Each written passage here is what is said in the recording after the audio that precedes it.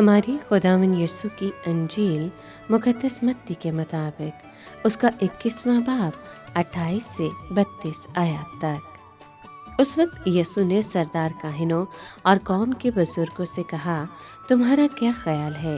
एक आदमी के 2 बेटे थे। उसने पहले के पास जाकर कहा, बेटा जा, आज पाकिस्तान में काम कर। उसने जवाब देकर कहा, मैं नहीं जाऊंगा, मगर पीछे पछता कर गया। और दूसरे के पास जाकर उसने इसी तरह कहा। उसने जवाब में कहा, बसरो चश्म जनाब, मगर गया नहीं। इन दोनों में से कौन अपने बाप की मर्जी बचा लाया? उन्होंने कहा कि पहला।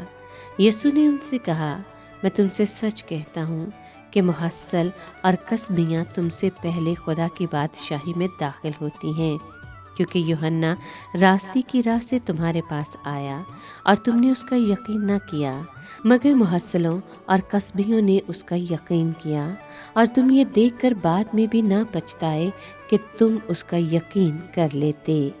पाक कलाम के पढ़े और सुने जाने पर खुदावंद की बरकत हो, खुदा का शुक्र हो।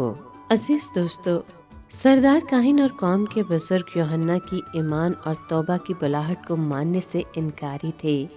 आज की तमसील उनके लिए मलामत के नश्तर की हैसियत रखती है। यीशु ने बयान किया कि एक आदमी के 2 बेटे थे। उनसे कहा गया कि जाकर पाकिस्तान में काम करे। एक ने इनकार किया, मगर बाद में उसने इरादा बदला और जाकर काम करने लगा, और दूसरे ने जाने का वादा किया मगर गया नहीं।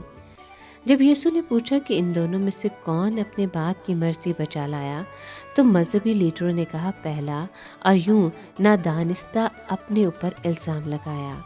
फिर खुदावंद ने इस तमसील का मतलब बयान किया कि महसूल लेने वाले और कसबियाँ पहले बेटे की मानित हैं। उन्होंने फौरी तौर पर यूहन्ना बपतिस्मा लेने वाले के पैगाम पर जोर दिया, लेकिन बिलाखिर उनमें से बहुतों ने तौबा की और यीशु पर ईमान ले आए। मजहबी लीडर दूसरे बेटे की माने थे। उन्होंने जाहिर तो किया कि हम यूहन्ना की मुनादी को दुरुस्त तस्लीम करते हैं, लेकिन उन्होंने अपने गुनाहों से हरगिज़ तौबा ना की और ना ईमान लाए। इसलिए जो सर से लेकर पांव तक गुनाहगार थे, वो तो खुदा की बादशाही में दाखिल हो गए, लेकिन अपने आप से मुतमईन मजहबी लीडर बाहर रह गए। आज भी मामला यही है। इकबाली गुनाहगार खुशखबरी को बड़े शौक़ से कबूल करते हैं, जबकि झूठी और रस्मी खुदा परस्ती का निकाब ओढ़ने वाले पीछे रह जाते हैं। यीशु ने कहा, यूहन्ना रास्तबाजी के तरीक पर तुम्हारे पास आया, यानी वो इस बात की मुनादी करता हुआ आया कि तौबा और ईमान के वसीले से रास्तबाजी की ज़रूरत है।